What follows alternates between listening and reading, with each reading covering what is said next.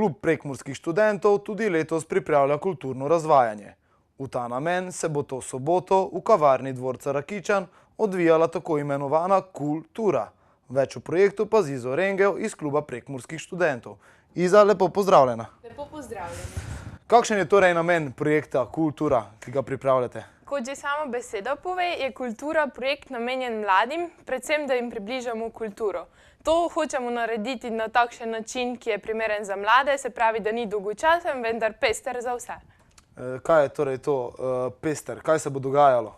Ja, letošnja kultura poteka že 4. leto, navdih pa smo iskali v zlatih 20 letih prejšnjega stoletja. Se pravi, bo vse tako razkošno, odvrtelo se bo okoli penin, plesali bomo swing, večer pa se sledi koncert Alme Märklin. Vendar pa se kultura začne v soboto že zgodaj zjutraj, ko imajo študentje prost vstop v pokrajinski muzej, ter pa so oproščeni zamudnine v pokrajinski in študijski knjižnici v Murski Soboti. So še kakšne druge ugodnosti, ki jih bodo deležni študentje?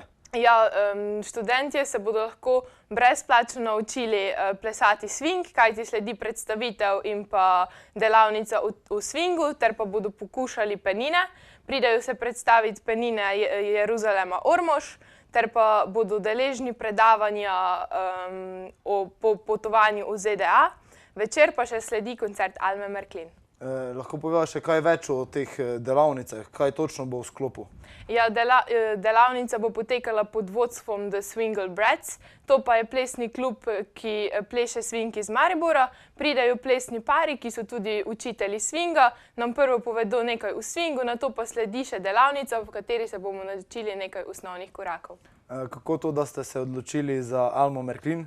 Ja, Alma je pred kratkim izdala tudi album, katerega je navdih iskala tudi v zlatih letih, pač zlatih 20 letih prejšnjega stoletja in se nam je zdelo, da bo ona tako pestro zaključila našo dogajanje.